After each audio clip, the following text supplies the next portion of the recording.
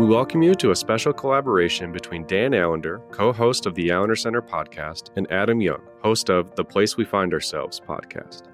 In this episode, Dan and Adam give you a glimpse of what they will cover in their upcoming Family of Origin online webinar presented by the Allender Center on February 23, 2023. If today's conversation speaks to you and you'd like to hear more about how to engage your family of origin with honor and grace, and how to find relief in order to step into the freedom that God has called you to in your own story, we invite you to register for the Family of Origin webinar at theallendercenter.org/events. Now, here are Dan Allender and Adam Young.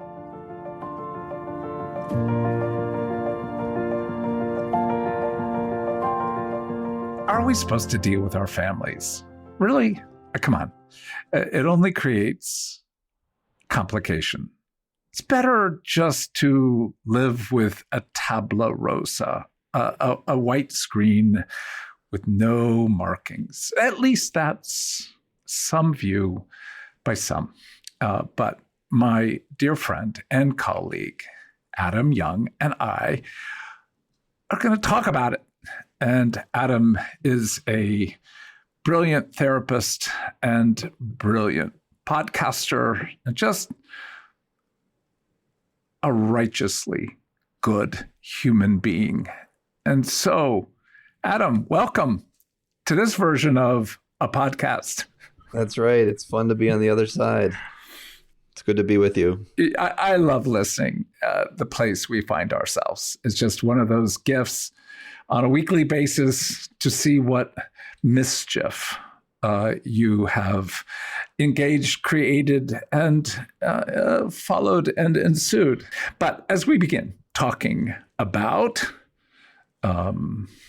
this difficult topic, we can also say that we, without embarrassment, we are inviting this conversation in part because I get the privilege of being able to spend a longer period of time addressing these questions on February 23rd, sometime between, well, not sometime, but actually between 4 and 6 p.m.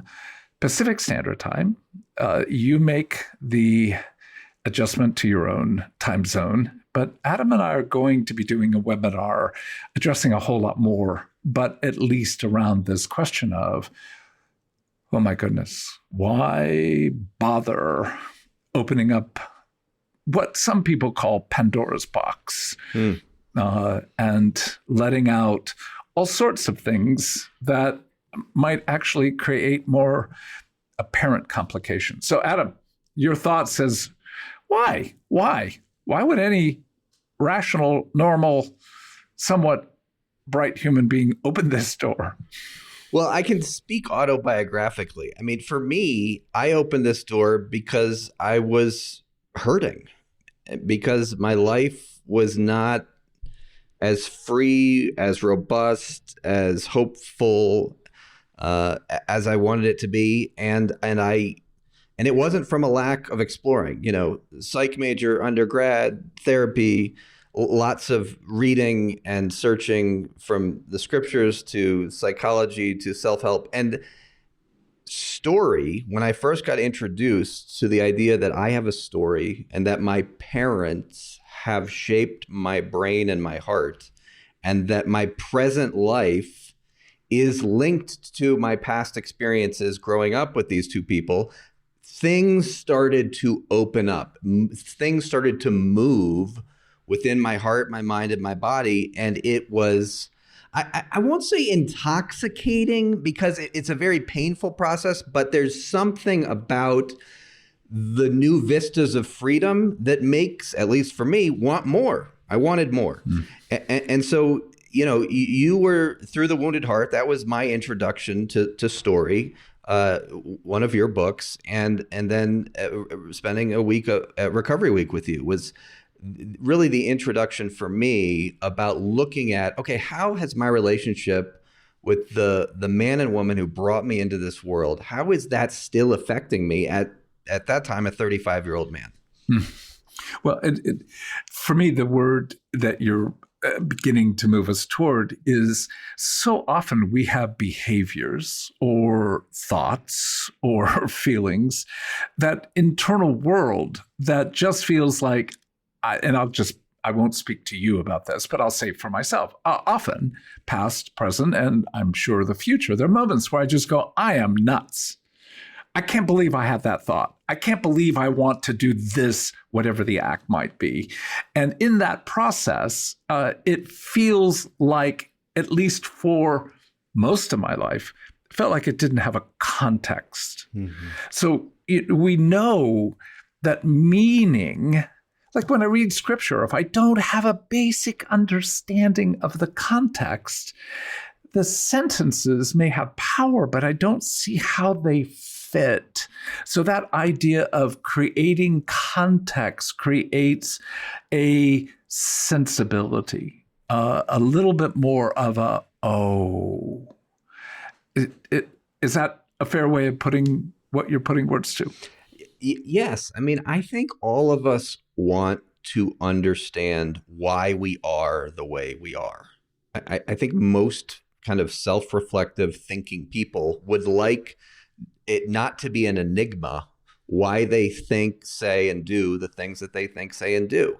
And you put it well. There are times when we have a thought or do something or interact with someone in a particular way, and we are taken aback with some measure, at least for me, of shame, a sense of shame of, why did I do that? How could I have thought that? And one of the premises that we want to engage on February 23rd is maybe there's a reason why we think and feel and do the things that we do. And so much of that either gets ignored, denied, or minimized. I remember almost the meal. I don't quite remember the actual food, but I can remember the context where we were. My kids were a bit younger. They were at the table, and I had finished my meal, barely at the point that the kids had begun eating. And Becky looked at me at one point and she said, "Why do you need to eat so quickly?" That's right. And I'm like, I don't know.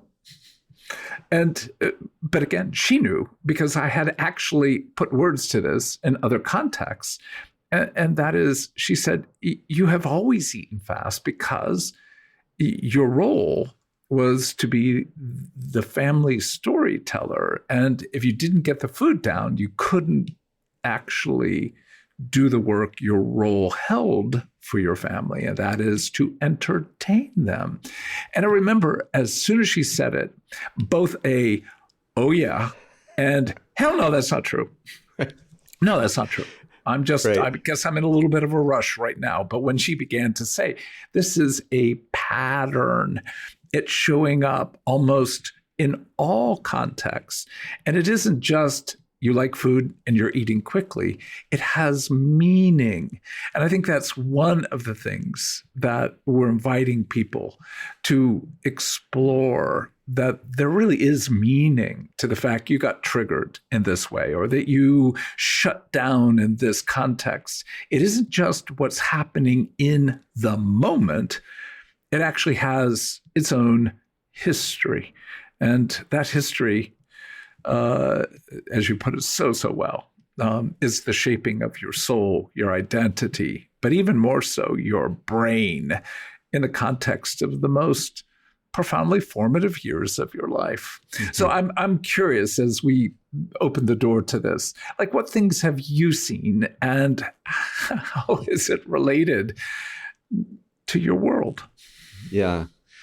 Well, I mean, every one of us brings ourselves into the world of relationships in a particular way. Now, you can call that your personality, fine. That's a fine term for it. But there's a way, listeners, that you bring yourself into your relationships. And if you want to know what that way is, take the risk of asking a few people that you're in relationship with who are, kind of honest, hey, what's it like? What's it like to be in relationship with me? And because most of us don't realize that there is a fabric of there's a list on a half piece of paper where people could write down, hey, this is what it's like to be in relationship with you, Adam. And I'm primarily thinking of those I'm closest to, my wife, my children. Like for me to ask, I have 2 kids, Hope and Eli, what's it like to be fathered by me? They're going to be able to put some words to that. To ask my wife, what's it like to be married to me?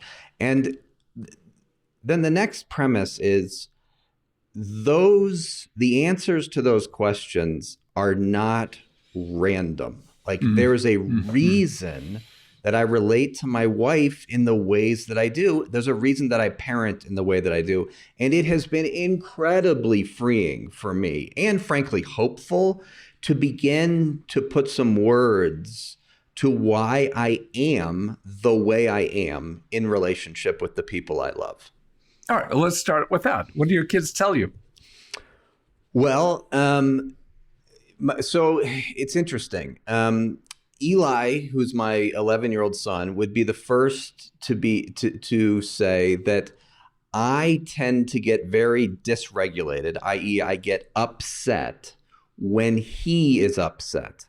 So when he is, really angry or really, having kind of a temper tantrum, whether it was when he was 3 or whether it's, the way an 11-year-old does it, that's very hard for my nervous system to bear. Now, my inclination as a therapist is like to say, get it together, Adam, right? Like get it together. Your son needs a father right now. He needs you to engage with him. You're pretty skillful at engaging with dysregulated people. Why can an 11-year-old undo you?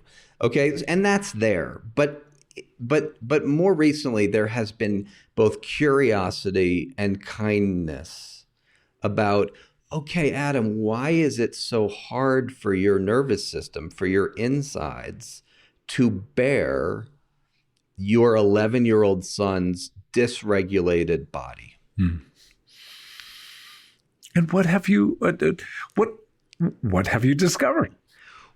Well, several things. Number one, and this is, I guess that's a bittersweet confession. When I was 11, when I was 7, when I was 14, all growing up, there was no space in my home for me to do with my voice and my body what my son does in our home. In other words, I never had, we could say, the luxury, I don't like that word, the freedom to emote. Okay, to feel my feelings and let them manifest in the air of my home. That was not an option for me. So there is in me a sense of how dare you, Eli, do what I could not Never had the chance to do. Yeah. That's right. Well, I just did a podcast with my 2 adult daughters. So I saw. And it's good that we didn't fully do the full conversation after we finished. And because they began talking about things just like what you're putting words to. And in some sense, I would say it was just the opposite. Like they said, the only way, at least at certain seasons, we could engage with you is if we, in one sense, screwed up our courage and got into this brawl. That's right. You were much more comfortable being in conflict and having a brawl with us than to just sit and feel something of the sorrow or heartache we were in the middle of. And I'm like, oh, Jesus. Yes. Right. Yes. Because back to that simple phrase, what my mother created was the seductive realm that our intense relationship could actually become more intense, yet more divided by having conflict. So yelling at one another, the intensity of conflict provided this strange level of connection while also providing enough distance that it gave us both space. Yes. So we're playing out with our children. That's right. Mercy. And yes. And, this brings to mind a term that our friend Kathy Lorzell coined, which is arousal structures. And when most people hear the word arousal, often they'll think sexual arousal. We're not only talking about that. What you're putting words to, Dan, and even with me and Eli, what I'm trying to name is that arousal is just when something inside of you is of intensity, kind of comes online, comes alive, there's connection, there's energy in your home. And the ways that we experience energetic connection with mom, with dad, with siblings, those ways are patterned, and we could give the term that Kathy's given to it, arousal structures. And when I say patterned, I mean neurobiologically wired in your brain. Mm-hmm. And as a result, there is a sense for me in which I am much more interested in combative argument with my wife than kind of withdrawal. And what I want to say is there is a reason for that. And it is rooted in my story, in my family of origin, particularly with my mother. And so for all the different people out there that are listening, what we want to invite you to ponder is, could there be a reason why you relate to your loved ones in the manner and style in which you do? And if there is a reason that's rooted in your story, here's the next really freeing point. I remember where I was when I heard you say this, Dan, and you said this: naming what is happening is 50% of the way to healing. Yes. Now, that's a very hopeful sentence. Very hopeful. Just getting clear and putting some language to the particularities of what makes me come alive, what makes me withdraw, what dysregulates me, why I get so upset when my son is having a temper tantrum. Like, putting words to that is 50% of the way to healing. That's a hopeful sentence. Oh, it's so fun.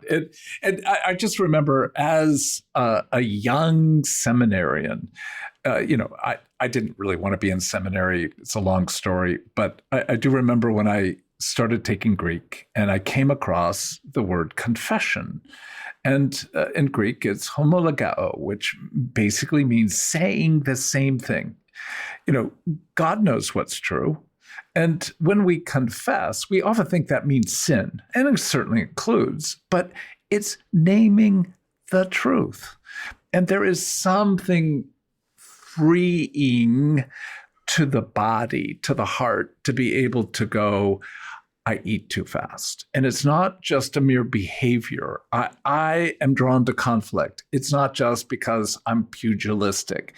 There is something in this that indeed I have to hold the reality of my own responsibility, but I also have to hold that I didn't choose this. Mm-hmm. I didn't say as a 3-year-old or 8-year-old, you know what, I think combative interactions create enough distance that allow me a certain degree of soothing. I know that's odd, but nonetheless, it is my way of being. All that to say that the process of coming to name, I let's just say it has a two-edged coin here, and that is, it does create relief, but doesn't it, at least initially, create more complication? Well, the complication is implicit in naming why I relate to my wife the way I do. Implicit in linking that to my, for example, relationship with my mother is an invitation to repent. Right? And all I mean by repent is to turn around and begin to operate in a different manner. So there is something inviting, but yes, agonizing, about being called to be more of a man, more Christ-like than I currently am. Mm-hmm. And yet, that's what my heart most deeply longs for. And so when you or anyone else invites me to engage my story more deeply, you're really calling me to holiness and frankly calling me to freedom. And it's the simple question of, okay, Adam, having understood why you are the way you are, how would you like to live tomorrow? Mm-hmm. Mm-hmm.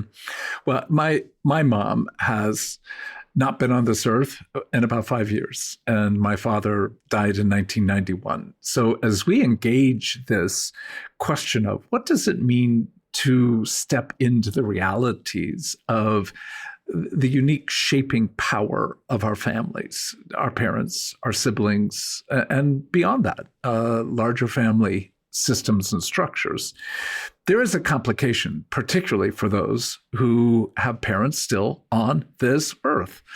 And so I want to at least kind of knock on the door. What's the process been like for you as you began naming some of the realities? And then there is, I just don't want to in any way minimize this. There are complications that occur in the process of naming, particularly when your parents are still alive.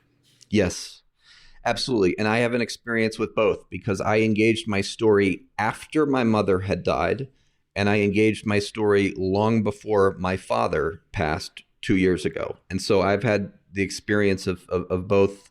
How do I engage my living father now that I know some things that I did not know last year? My relationship with my dad included both beautiful restoration, redemption, reconciliation, and it included unmet longing for more. But let me speak to that first part. In 2009, I began having conversations with my dad every Friday. I was a pastor at the time. Every Friday at 4 p.m., I would have a call with him for this probably lasted 9 months. And the purpose of the call was, Dad, I just want to talk with you about some of the ways that you harmed me growing up. Are you open to that? Oh. And his answer was yes. Wow. His answer was yes. And we began. And I would read him or share with him just vignettes of, hey, here's a story that I remember, Dad. Do you remember it? And most of the time, his answer was, yes, I remember that. And we began to talk, and there was ownership on his part. And frankly, I think for most of us, we do not need, I'm sorry. We need ownership of the person that has harmed us, that yes, that happened. That happened. Go ahead. No, I was just going to say that it's so sweet that you invited him to that question, that he said yes, that you began to name scenes. That's right. Particular events, not just patterns like you were angry or you were so distant. We're not talking about engaging a broad 20,000 foot high theme. Not wrong, but it's in the particularity of the story that we have more text to engage than ethereal abstract categories like you were always so angry. Yeah, absolutely. I mean, this point really needs to be underscored because the way hearts, minds, and bodies operate is always in story. So my dad never hurt me. My dad never abused me, okay? My dad hit me when I was 6 because I didn't do that thing, and he was having a bad day and a bad interaction with his wife, my mother, and he physically took it out on me on that day in that room with that carpet. Do you remember that, Dad? Yes, I do, Adam. I remember that. Now we're having a limbic conversation where my bondage, frankly, resides. And there, in my experience, there can be no real freedom and healing until our heartaches and tragedies and traumas are engaged at that particularity level, that level of, I remember the horse outside the window. I remember the color of the carpet. I remember what my mother was wearing. It has to be that particular. When we talk about engaging our stories, we're talking about scenes. Yeah. And even when the level of detail is not present, oftentimes there's more like a fragment, like maybe the sense of what was happening outside the window. But even the smallest particularity often seems to be the context if we're faithful with the small. Not saying always, but sometimes the Spirit begins to offer us more detail. I'm curious, when you engaged your dad with even that story, what did he bring? What, if you can put words to, what was the process? Mm-hmm. Well, number one, I'm thinking of a different story right now. I'm thinking of a story when my younger brother had actually ruptured his appendix, and it was snowing. We grew up in Connecticut, a lot of snow on the ground, and I drove him to the hospital, but my fuel tank froze because I didn't have enough fuel in it. It was me, my mother, my brother Jake, with we didn't know it, a ruptured appendix, and I had to run through snow to this place, across a highway, across a fence, to call my dad to come and get us. And, I brought that story up with my dad. And one of the things that was really helpful is hearing my dad's experience of that day. Yes. And it in no way erased the harm that had occurred, which also, of course, occurred in a context of a deeply, enmeshed relationship between me and his wife, my mother. So there's a lot of context to all of our stories. But it was helpful for me to, frankly, grow in my understanding of my dad's heart, my dad's humanity. And so a lot of people have the fear, I think, Dan, and it's well-intentioned, that if I engage with some of these hard stories from my growing up years, it is going to put me at enmity with my mom and dad, or it's not honoring of them, or it will put a wedge in our relationship. And what I want to say is, you don't know that, number one. And number two, that largely depends on your mom and dad, how they respond exactly to you. Yeah. And for me, my story, I tried to put some words to in a book called Bold Love. But my dad gave me the data that he was going to die within 6 months to a year. And the decision was, I will not let this man escape this earth without me at least knowing a little bit about my dad. So I knew with my particular father, if I had opened the door to that question, it would have gone wretchedly. I just began with questions like, did you have a crush in third or fourth grade? What were you like in school? Did you study? Was there any area that you found fascinating? I mean, things that I kind of wish my children had curiosity about with regard to me. I began to ask him, and he hated it. And I mean, he would be at times abrupt. There were many times he hung up on me, but I continued. It's probably one of the most perseverant processes because I think the category of honor is not avoiding conflict, it's engaging with some degree. I'd love to say it was full in me, but some degree of respect, curiosity, and kindness for those who have indeed done us harm. So that conversation brought us eventually to a porch stoop about 6 weeks before he died. And not to go into the details, but he owned his own failure of me. And it was one of the sweetest gifts, but that wasn't, it was sweet. But he began to put words to why he saw himself to be such a quiet, disengaged man.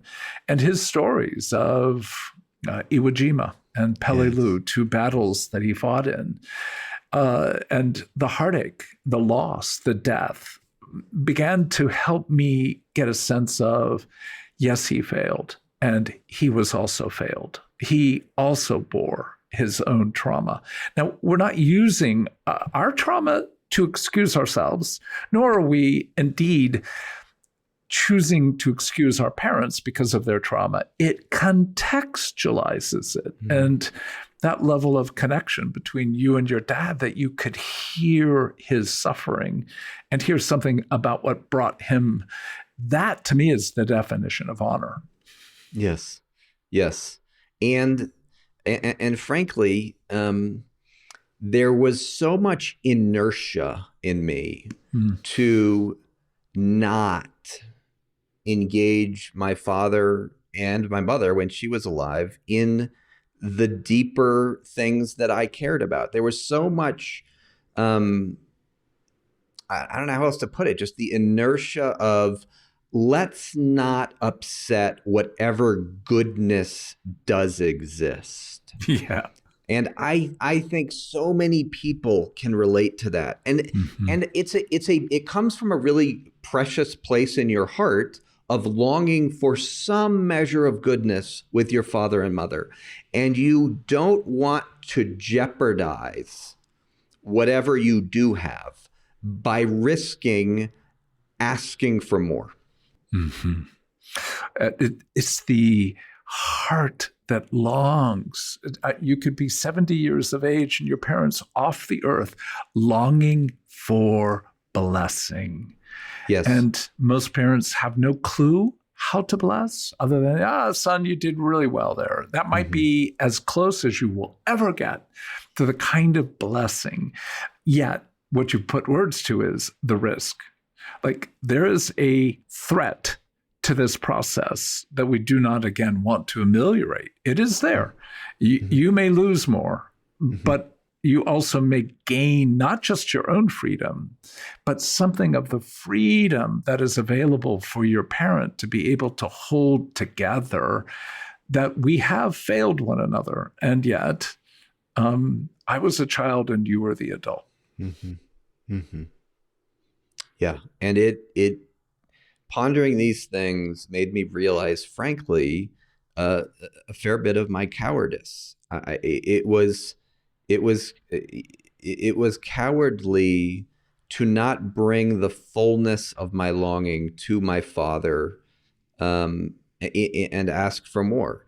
Yes, it was I don't want to risk whatever goodness is there. And it was also motivated by, I don't want to hurt him. I don't want to cause him pain. But even inherent in that, there is the cowardice of, I don't want to suffer difficult interactions with someone who is so deeply important to me. Well, and we both have had the benefit of at least one parent who we had the chance to engage before their departure. The story with my mother is a lot more complicated in that I did address, like I asked her the question of, you took me when I was 13, 14 years of age to the Moulin Rouge. And then after we left there, we went to a much more seedy, the Moulin Rouge can be called an entertainment center, but we went to a strip club. Right. What were you thinking? And because we had done some work prior to that, she allowed herself a certain degree of honesty that she didn't know what she was doing. She defended, she explained, but she also had the ability to say, you shouldn't have had to have seen that at a young age. And when I knocked on the door of, Mom, I'm not asking for particulars, but what might have been your own history to have been so insensitive to what a 12 or 13-year-old boy might be experiencing in the presence of naked women? She flipped out. That's right. It did not go well. And to this day, I don't have the ability to know that was a mistake, that was wrong, you shouldn't have done that, or, but it doesn't always go as our heart's desire. But even through that, even though that interaction was fairly wretched, there was a growing freedom to address other matters. It's like we didn't deal with the top, the 14,000 foot peak, but we began addressing things in that 6,000 to 8,000 foot realm that we would never have been able to do. So for those people who have a parent that likely will not handle this well, what, as a therapist, as a good friend, how do you invite them to this process?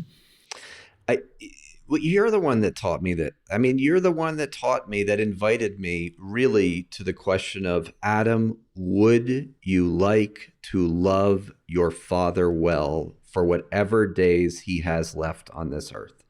And when you share with me what you just did about the movement, not just to, we could say, confronting your mother about what she did, but then the movement into curiosity about her story and about what she may have experienced that brought her to a place where she was apt to harm you in such an egregious way as a 13-year-old. I mean, that, in my mind, is one of the most loving engagements that you can have with a parent, where you move not only to the place of willingness to name some of the ways they've harmed you, but to have some curiosity and a willingness to talk with them about, and how did you come to be a mother or father who would do something like that? And in my mind, when you're in that terrain, you are playing in the freedom of the gospel.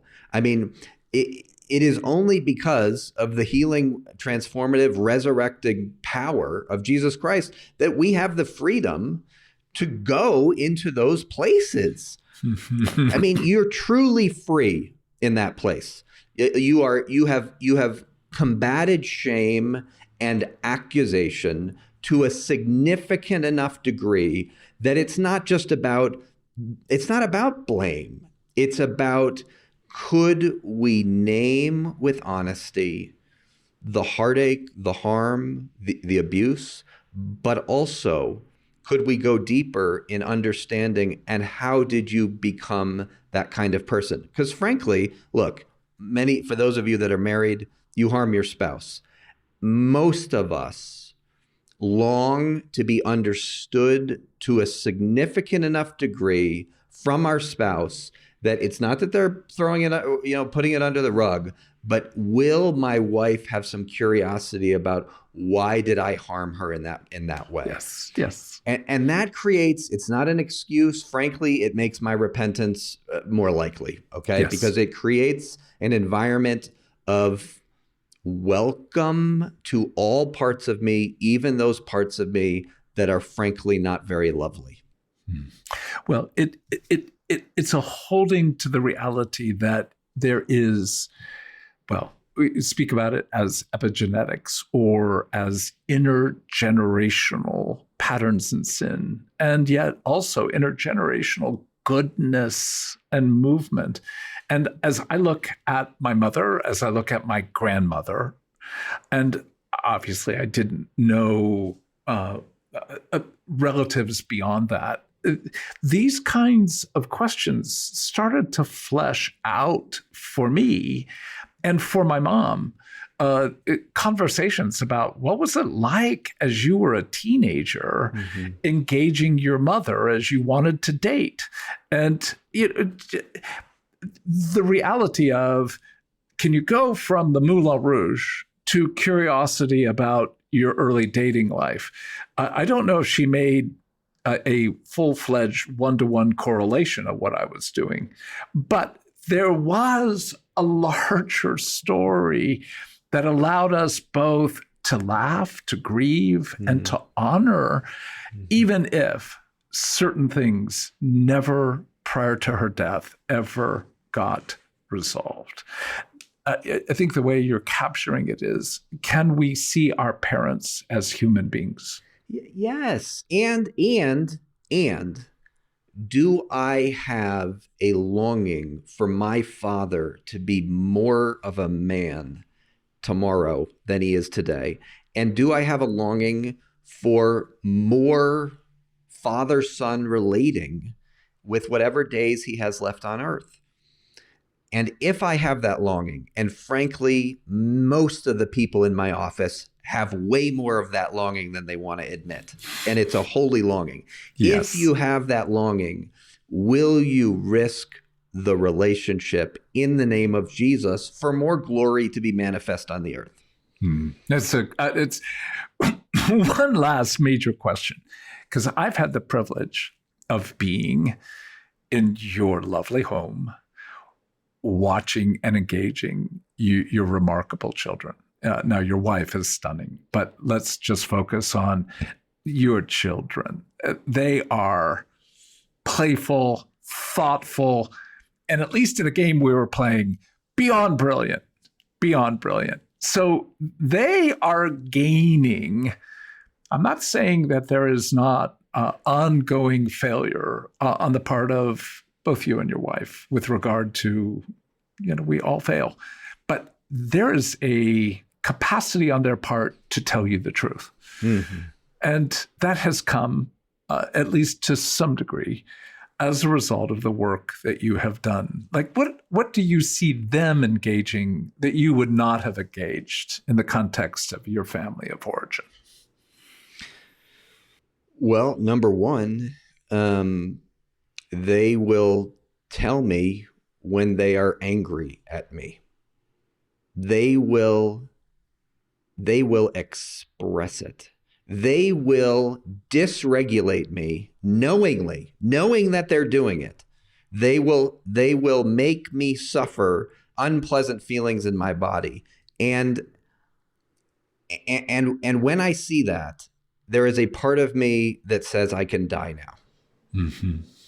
Because the agony of the healing work that I have endured, and I'm not saying I did it for my children, but to see two other human beings more free with nervous systems that are healthier because of the suffering that I chose to suffer the reality of my story. There's a sense in which that just makes me feel like I have done what I came on earth to do. Yeah, amen. Well, one other statement, and then we will depart. They deeply delight in you. Mm. Yeah. Yes. They think you're pretty cool. Yeah. And what do you do with that? I haven't. They verbalize the opposite at times, but I'm not disagreeing with you. I have not pondered that before. That notion that my daughter, my 14-year-old daughter, has some measure of delight and admiration for me. Yeah. But it is true. It's a very satisfying thing to ponder. Yeah. And I'm not surprised, just even though we're in sort of a concluding process, not surprised that the first response was they have the ability to engage conflict and dysregulate. But I think one of the hardest things for a parent to actually admit is that in the process of being able to do the disruptive work with regard to our past, it creates a soil for a new kind of relationship with your own children. And yes. The fruit of that is what our hearts want at a level more than anything in the universe. If I received an award or some accolade from someone, that's sweet. But from my children, from my wife, it is gold. And to watch your children look at you as you're playing with them. What game were we playing? Some salad bowl game. Yeah. And looking at you with some of your excellent, quick-witted responses. And they're like looking at dad with like, that's my dad. That's my dad. Now, don't catch me looking at him that way. But oh my goodness, that is the soil of even harder things can be addressed when there is the presence of that kind of delight. And that's what we want for you. We want that sense of you have the courage to engage hard truths, but you have the ability to, in some sense, engage even harder truths. And that is how worthy you are of admiration and delight. And this is what we're going to invite you to on February 23rd, a bit more of a discussion of these concepts. So Adam, thank you. Thank you, Dan. This has been an enjoyable conversation for me. Me too. Thank you for listening to this special collaboration between Dan Allender, co-host of the Allender Center podcast, and Adam Young, host of the Place We Find Ourselves podcast. If today's conversation spoke to you and you'd like to hear more about how to engage your family of origin with honor and grace, and how to find relief in order to step into the freedom that God has called you to in your own story, we invite you to register for the Family of Origin webinar at theallendercenter.org/events. That's the Family of Origin webinar at theallendercenter.org/events.